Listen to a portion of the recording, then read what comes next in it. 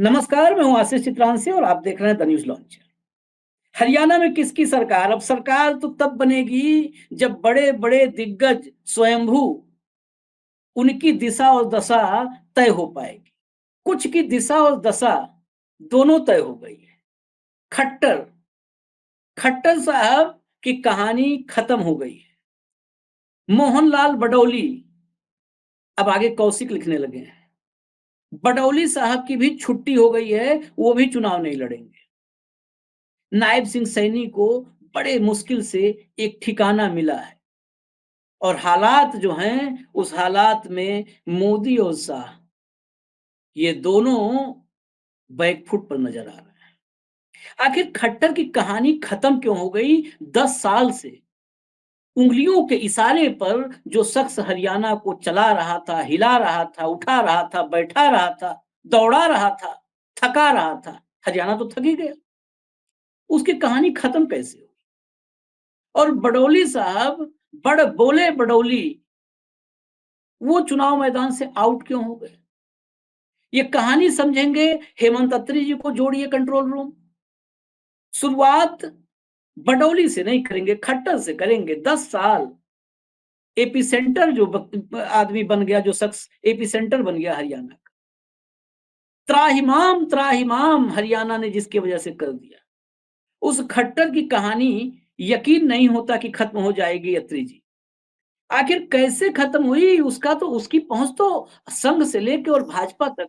ऐसा आदमी फिर चैप्टर क्लोज कैसे हुआ? बहुत ही रोचक सवाल पूछा आपने आशीष जी।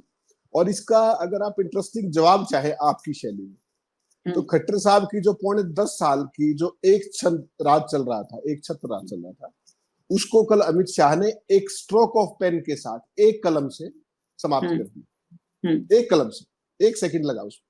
और कहा क्या कि तुम्हारा जो ये स्टाफ है इसने बहुत बदनामी कराई है और इनका चुनाव से क्या मतलब है, इनको कोई टिकट नहीं मिलेगी। उनके 5 चेले थे, स्टाफ, पांचों के पांचों जो थे, आपको पता भी है, कुछ के नाम आप जानते हैं। एक स्ट्रोक ऑफ पेन के साथ पांचों की टिकट काट दी। और ऐसा नहीं है कि अमित शाह ने अपने आप काट दी, बाकायदा सर्वे के आधार पर, बाकायदा जो तमाम कोर कमेटी के मेंबर्स थे उनसे इंडिपेंडेंट फीडबैक के आधार पर अमित शाह ने कल ये फैसला किया। पहले कोर कमेटी की मीटिंग में ही तय हो गया, ताकि जब शाम को सीईसी में नरेंद्र मोदी के सामने फाइल गई तो 55 सीटों पर सिंगल नाम गया और उस पे उनके जो पांचों चेले थे उनके पांचों के नाम गायब हो गए। उनके नाम भी बता दीजिए हेमंत जी, हम लोग खोल देते हैं, नाम भी खोल देते हैं। थोड़ा सा उचित रहेगा आशीष जी। हाँ हाँ, बिल्कुल बिल्कुल, हरियाणा वालों को जानने का हक है भाई। जी जी। उनमें जो सबसे उनके परम शिष्य हैं, जो आरएसएस की इंटरवेंशन के बाद जिनको हटाया गया, फिर लगाया गया, फिर किया गया, कई बार आए कई बार गए, और तमाम, उनमें सबसे पहला नाम जवाहर यादव का है, आपको याद होगा। ओएसडी होते थे, फिर उनको चेयरमैन बना दिया, फिर उनको संगठन में ले आए, फिर उनको ओएसडी ले आए, और वो खुद को सरकार कहते थे।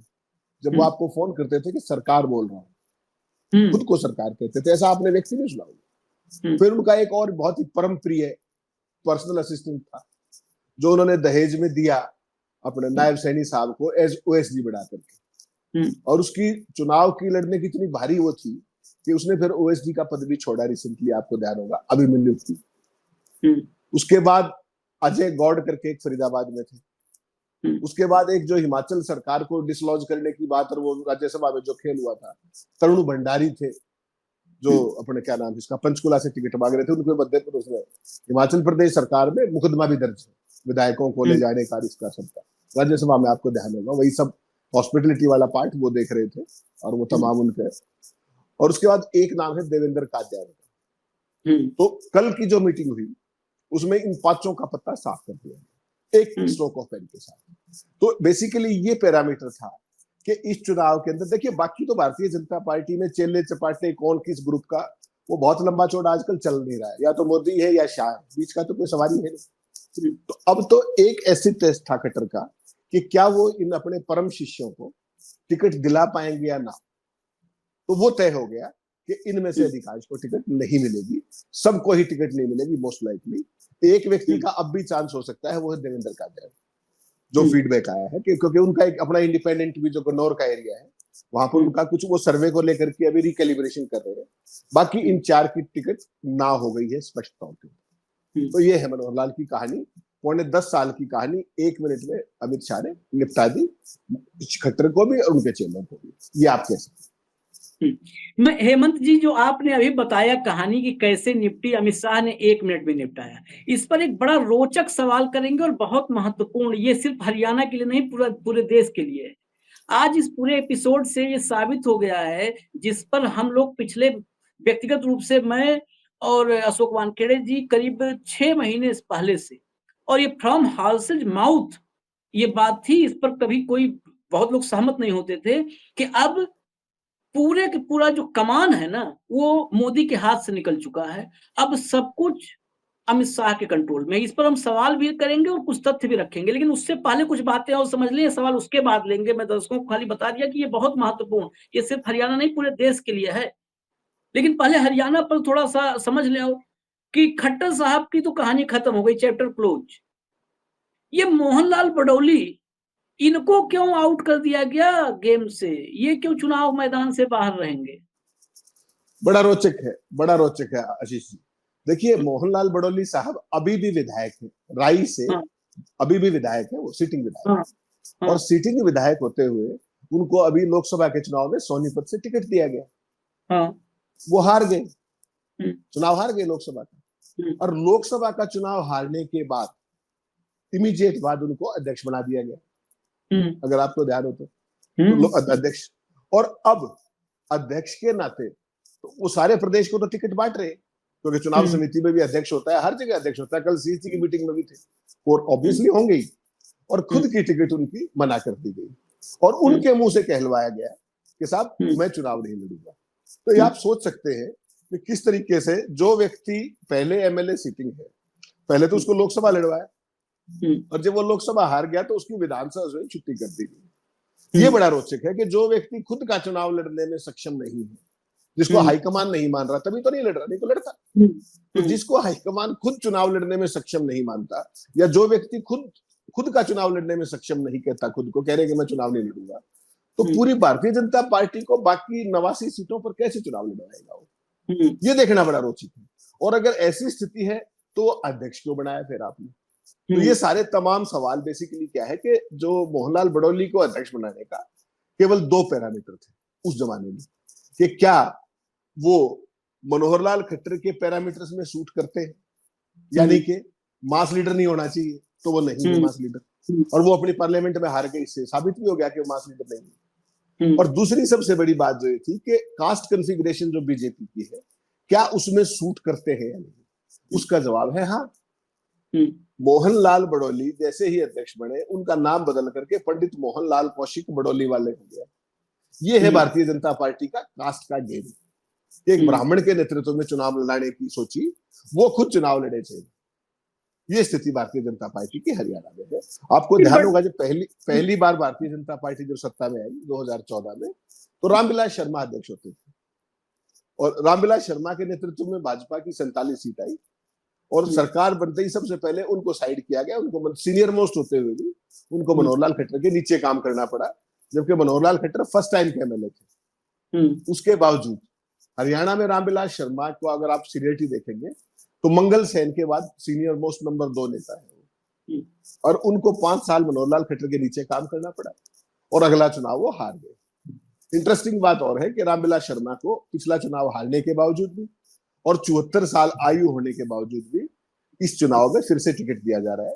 और पार्टी ने ये किया है कि आप खुद चुनाव लड़ना चाहें आप लड़ लें, अपने बेटे या बेटी को चुनाव लड़ाना चाहें उसको लड़ा लें। तो अब ये रामविलास जी को तय करना है कि वो खुद चुनाव लड़ेंगे, उनका बेटा गौतम लड़ेगा, या उनकी बेटी आशा लड़ेगी। तो इस हद तक भारतीय जनता पार्टी का शीर्ष नेतृत्व कंप्लीटली बैकफुट पर है।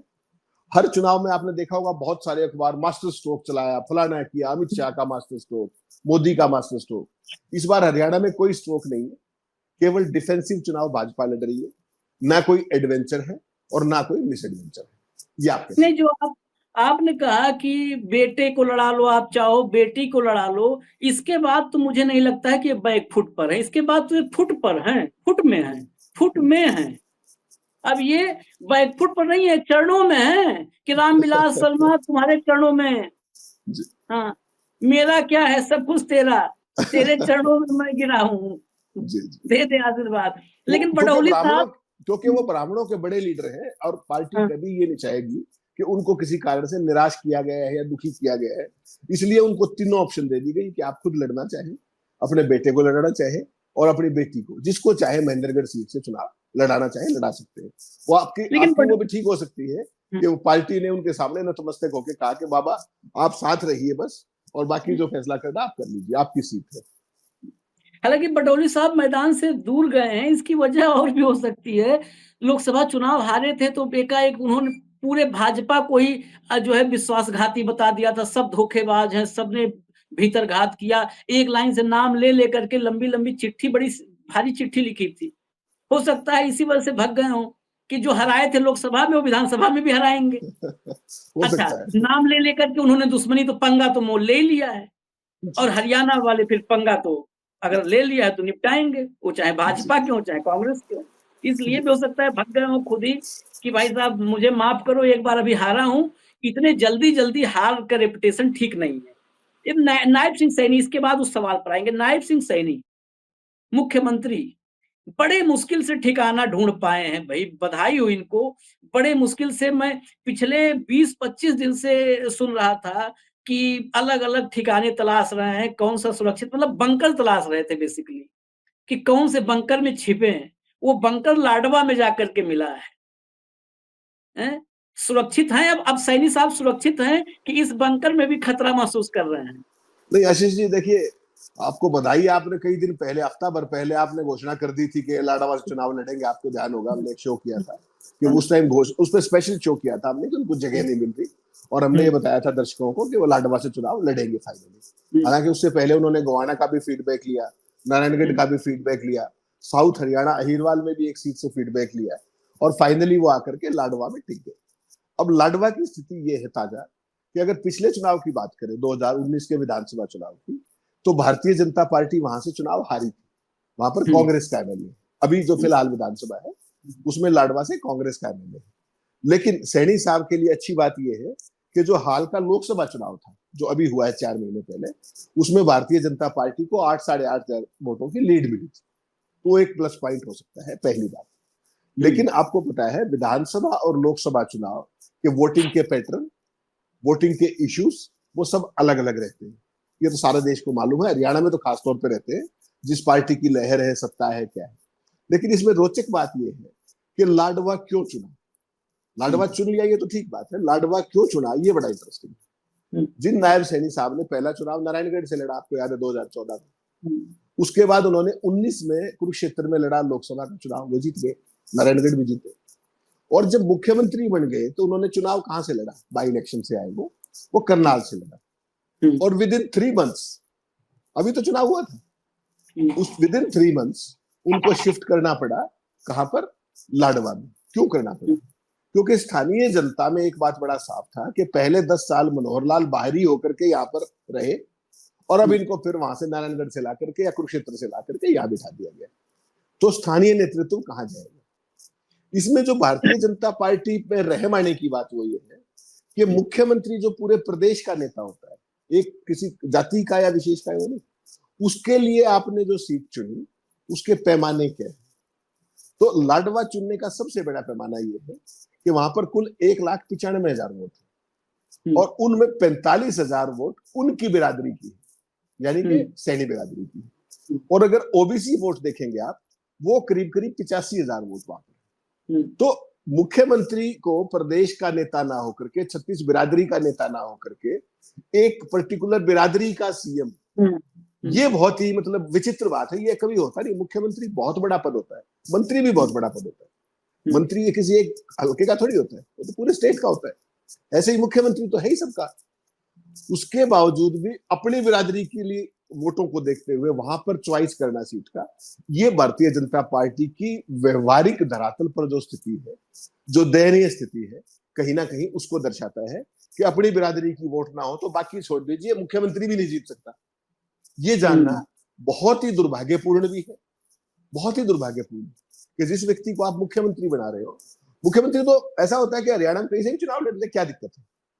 लेकिन भाजपा के मुख्यमंत्री को दोबारा विधानसभा में आने के लिए अपनी बिरादरी की बहुतायत देखनी पड़ रही है।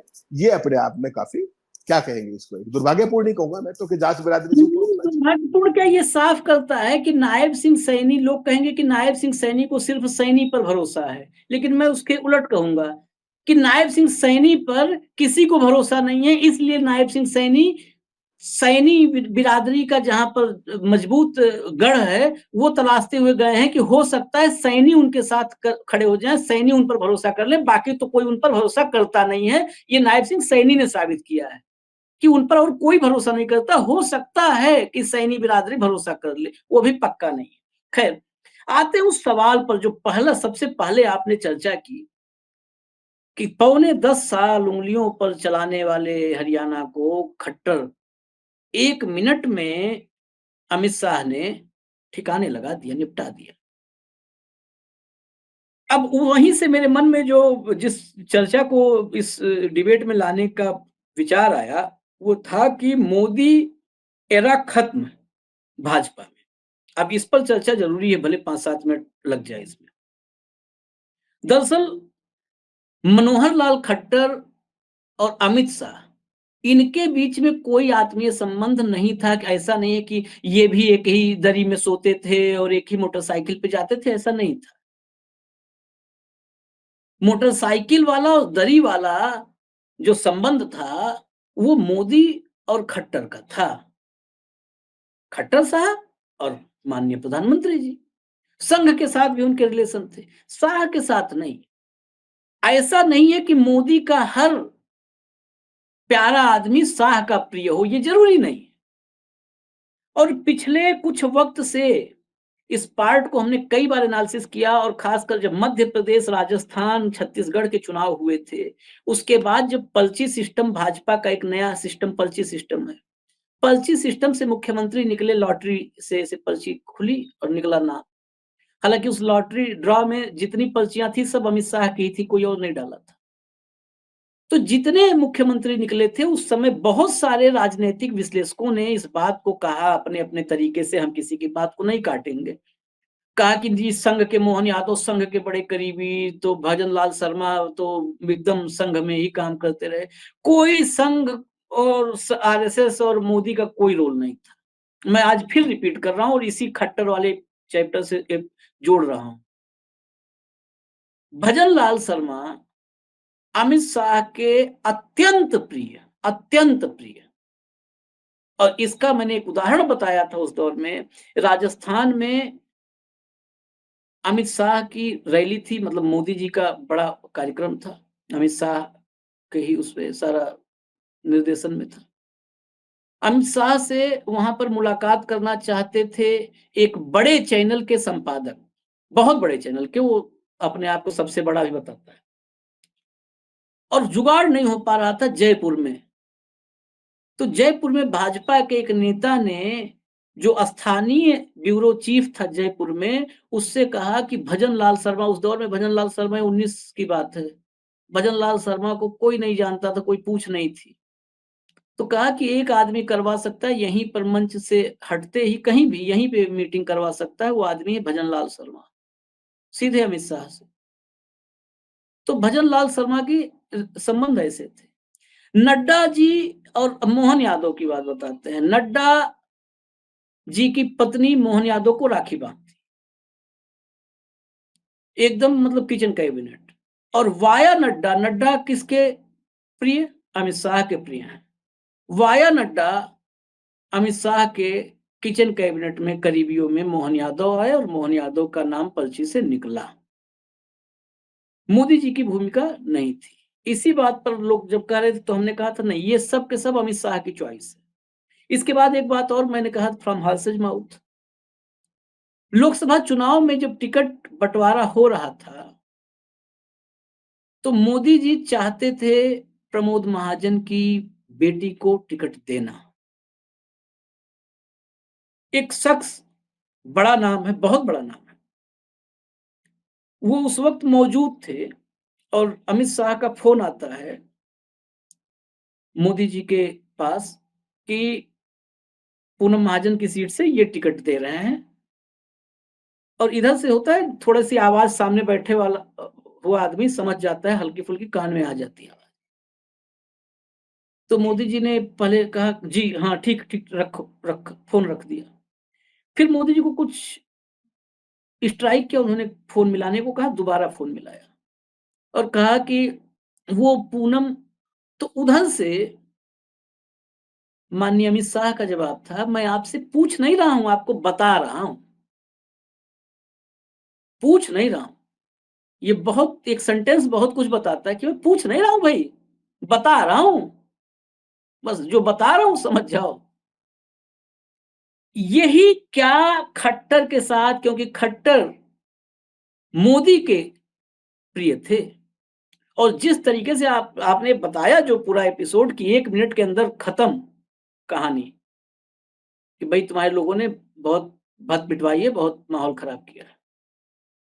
क्या अब इस पर ये पुष्टि, क्योंकि एक मेरे पास जितने परिस्थितिजन्य साक्ष्य हैं इस बात के, उसमें एक ये महत्वपूर्ण साक्ष्य आज जुड़ा है। तो क्या अब ये मान लिया जाए कि मोदी युग खत्म हो चुका है? आपको दिख भले रहा हो मोदी युग, लेकिन कंप्लीट कंट्रोल अमित शाह के हाथ में है। फैसला भी अमित शाह का होता है, एग्जीक्यूशन भी अमित शाह का होता है। मोदी आपको मंच पर नजर आ सकते हैं मेरे परिवारजनों कहते हुए, लेकिन सिर्फ जुबान भर मोदी की बची है, काम सब अमित शाह का है। हेमंत जी। आशीष जी, इसमें जो हरियाणा में जो कुछ हो रहा है, आपको पता है कि हरियाणा भारतीय जनता पार्टी के लिए बेहद चुनौतीपूर्ण स्टेट है इस समय के हालात को देखते हुए। तो वैसी सूरत में हरियाणा को जिताने का जिम्मा खुद अमित शाह ने अपने हाथ में लिया है।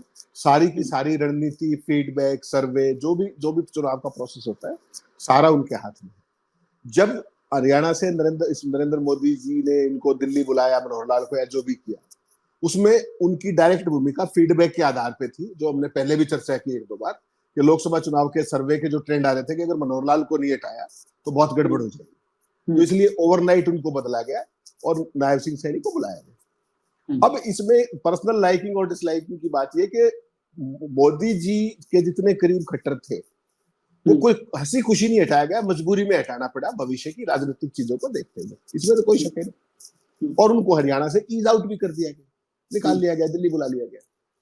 लेकिन मनोहर लाल की और नरेंद्र मोदी की दूरियां आज दूरियां नहीं, बहुत नजदीकी हैं वो। उनकी पुरानी मित्रता भी कायम है, सहचार भी कायम है, और यही कारण है कि अमित शाह खट्टर को लाइक करें या ना करें, उससे बहुत फर्क नहीं पड़ा। आपको ध्यान होगा इनको चुनाव लड़वाया गया करनाल से, और जीतते ही 8वें नंबर का मंत्री बनाया गया सेंटर में। 8वें नंबर का, अगर आप ऑर्डर ऑफ वो देखेंगे तो मोदी जी के बाद 8वें नंबर पे है। और उनको महकमे कौन से दिए गए हैं वो देखना बड़ा रोचक है। 2 वो महकमे दिए गए हैं जिसमें अडानी के सबसे बड़े इंटरेस्ट है। पहला, बिजली मंत्रालय। अडानी के कहां तक के इंटरेस्ट है, हिंदुस्तान छोड़िए, बांग्लादेश तक में, तो वो बहुत बड़ी एक चीज है।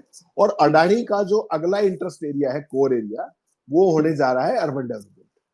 तो ये दोनों के दोनों महकमे जो है मनोहर लाल खट्टर के पास है। तो एक चीज आपको माननी पड़ेगी, मोदी शाह का आपस का क्या है क्या नहीं वो एक अलग पक्ष है, लेकिन जहां तक मनोहर लाल का सवाल है, वो केवल मोदी के नहीं, वो केवल अरुण खन्ना के नहीं, बल्कि वो कॉर्पोरेट के भी आंखों के तारे हैं, खासतौर पे अडानी के, और इसीलिए ये 2 महकमे वो ले पाए। तो मनोहर लाल खट्टर को आप आइसोलेशन में ना तो खट्टर मान सकते, ना उनको मोदी मान सकते, ना उनको शाह का ये कह सकते कि वो उन्हीं के हैं। उनका एक मिक्स ऑफ ऑल है, और वो मिक्स ऑफ ऑल क्या है कि उनको ईज आउट करने के बाद भी उनको कंप्लीटली इररिलेवेंट नहीं किया गया। इतना बड़ा मंत्रालय, पहली बार के एमपी हैं, for the knowledge of your viewers, पहली बार के एमपी को इतने 2 बड़े महकमे देना। और राव इंद्रजीत इसी हरियाणा से, जिन्होंने हरियाणा में भाजपा की 2 बार सरकार बढ़वाई, जिनके सिंगल हैंडेड दम पर, 6ठी बार के वो है एमपी, और उनको आज भी एमओएसी बनाया गया है 4थी बार। तो ये आपको समझना पड़ेगा कि मनोहर लाल की लॉबिंग में कोई कमी नहीं है, चाहे वो किसी भी स्तर पे हो। और जब बात मोदी की आए तो एक पक्ष है, और जब अडानी का इंटरेस्ट आ जाए तो मौजूदा भाजपा में किसी का कोई बहुत ज्यादा दखल बचता नहीं है। वो बात भी आपको समझने की है कि मनोहर लाल खट्टर किस महकमे के मंत्री, बिजली के मंत्री हैं, वो अर्बन डेवलपमेंट के मंत्री हैं, वो मत भूलिए। तो इस चीज को, ये इतना साधारण नहीं है, इसमें बीजेपी हो या ना हो मोदी है, इसमें संघ हो ना हो अरुण खन्ना है, इसमें शाह की इच्छा हो या ना हो लेकिन अडानी है। ये बहुत सारी चीजें जो सामने अपरेंटली दिख रहा है। और जो बाकी चीजें जो है इसमें आशीष जी, कुछ चीजें और बता दूं जो सीसी की मीटिंग में कल बेसिकली कल क्या हुआ कि क्योंकि भाजपा की टिकटें हरियाणा में बड़ी कॉम्प्लिकेटेड थी और बहुत सारे दावे प्रतिदावे, ये गुट वो गुट, उस तरह की चीजें चल रही थी, तो तय ये हुआ कि 10:30 बजे नड्डा साहब के यहाँ अमित शाह आएंगे, भूपेंद्र यादव आएंगे, सारे प्रभारी आएंगे और हरियाणा की पूरी कोर टीम आएगी भाजपा की। वो कल भी हमारी चर्चा हुई थी आपकी, 10:30 बजे सुबह शुरू हुई और शाम को 4 बजे तक लंच भी वहीं चला। और उसमें जो फैसले हुए हैं वो बड़े इंपॉर्टेंट है, वो आपके दर्शकों के लिए जानना जरूरी है। 55 सीटों पर सिंगल नाम हो गया है। और उसके बाद उसमें जो इंटरेस्टिंग चीज है कि रामविलास शर्मा पिछली बार चुनाव हारे थे, सीनियर मोस्ट लीडर है, उनका मैंने बताया आपको कि महेंद्रगढ़ से क्लियर हो गए। अभिमन्यु बहुत सीनियर मंत्री थे, उनकी टिकट क्लियर हो गई दोबारा से, हालांकि पिछली बार वो हारे थे। ऐसे ही ओम प्रकाश धनखड़ पिछली बार बादली से हारे थे, उनकी भी टिकट क्लियर हो गई।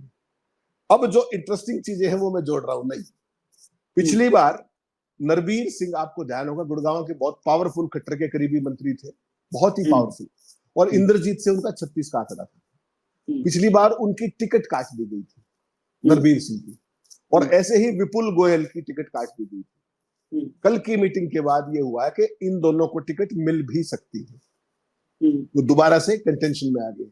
आपको ध्यान हो, हमने चर्चा भी की थी कई दिन पहले कि नरबीर ने पार्टी को गन पॉइंट पे ले लिया था कि आप चाहे टिकट दे चाहे ना दे, मैं तो चुनाव लड़ूंगा।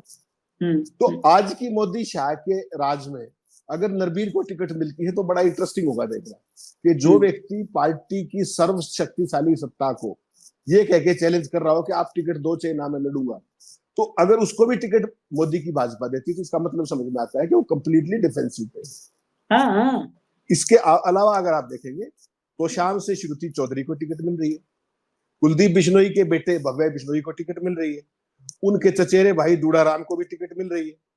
अरविंद शर्मा जो रोहतक से चुनाव लड़े थे अभी लोकसभा का, वो हारे हैं बहुत बुरे तरीके से, वो भी अरविंद शर्मा गोहाना से टिकट मांग रहे हैं, उनको मिल भी सकती है, ये मैं आपको बता दूं। और सबसे इंटरेस्टिंग बात यह है कि जो आपको पता है कांस्य पदक विजेता योगेश्वर दत्त, बीजेपी के पास एक पहलवान चेहरा है, कांस्य पदक विजेता, वो ये विनेश फोगाट और ये सब के आंदोलन से सदा दूर रहते हैं, भाजपाई हैं और लगातार 2 चुनाव वो हार चुके हैं भाजपा से। तो वो भी तीसरी बार इस बार गोहाना से टिकट मांग रहे हैं और उसका नाम पैनल में नहीं है, तो वो भी दिल्ली में जाकर डट गए हैं और वो अमित शाह से मिलने की जुगत में है कि मेरा क्या कसूर है और अगर मुझे टिकट नहीं दोगे तो पूरे पहलवान बिरादरी और यूथ के अंदर एक मैसेज जाएगा। तो ये सारी की सारी डेवलपमेंट्स जो लीक से हटकर जितनी बातें थी वो मैंने आपको बताई। इसके अलावा कम से कम 4 मंत्रियों के टिकट खतरे में है, सिटिंग मंत्रियों के। उनमें सबसे पहला नाम कमल गुप्ता का है जो हिसार से आते हैं, वो आज की तारीख में स्वास्थ्य मंत्री हैं। उनकी टिकट काट करके सावित्री जिंदल जो इस देश की सबसे रईस महिला है, उनको टिकट देने की बात, वो नवीन जिंदल की माता जी, और पहले भी वो एमएलए भी रही है, मंत्री भी रही है। तो उनका बेटा कुरुक्षेत्र से एमपी है, आपको पता है, और इनको हिसार से लड़ाने की तैयारी है।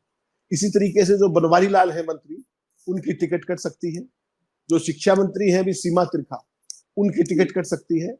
और संजय सिंह मंत्री है, उनकी टिकट भी खतरे में बताई गई, क्योंकि इनके सबके सीटों पर सिंगल नाम नहीं है, पैनल है। तो पैनल अगर सिटिंग मंत्री की सीट में अगर पैनल बढ़ा तो उसका मतलब आप समझ सकते हैं, तो ये मिल भी सकती है और नहीं भी मिल सकती। तो कुल मिलाकर के जो ये इस बार का आप चुनाव देख रहे हैं, भारतीय जनता पार्टी की सूची में आपको कुछ भी अप्रत्याशित नहीं लगेगा।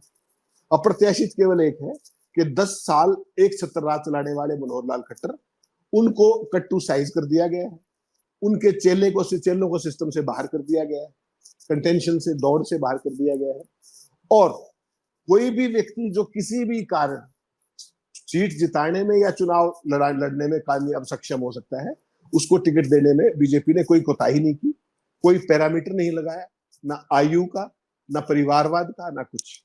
केवल और केवल एक है कि किसी तरीके से सीट आ जाए। ये कल की सारी मीटिंगों का, चाहे वो ये मीटिंग हो और जो अमित शाह ने की, या उसके इमीडिएट बाद जो 2 घंटे मोदी जी की मीटिंग चली सेंट्रल इलेक्शन कमेटी की, उसमें। और एक फाइनल चीज और बता दूं आपके दर्शकों के लिए कि हरियाणा को लेकर के अब भारतीय जनता पार्टी की केंद्रीय चुनाव समिति की बैठक दोबारा नहीं हुई। 35 सीटें जो बची हैं उन पर फैसला लेने का अधिकार हाईकमान को अधिकृत कर दिया गया है। तो इस पे अब मोदी, शाह और नड्डा जिसको चाहेंगे इन 35 सीटों पर टिकट दे सकते हैं। ये सारे का सारा लबोलुआब है जी। वैसे 90 के 90 ही हाईकमान ही देगा, वो बैठकें तो होती रहती हैं, लेकिन ढूंढाराम, भव्य बिश्नोई, श्रुति चौधरी, राव दानवीर, रामविलास शर्मा के बेटे को या बेटी को, इतने सारे रास्ते खोलने का मतलब है कि हर रास्ते पर आप अगर नजर डालेंगे, हर चौखट पर नजर डालेंगे, तो उस चौखट पर 2 माथे नजर आएंगे। वो माथे वही सर्वोपरि शीर्ष अमित शाह और मोदी। कुछ कहना चाहते हैं अत्रि जी? हाँ, वो सुन के आशीष जी एक सेंटेंस बच गया था कि वो रह गया दिमाग से।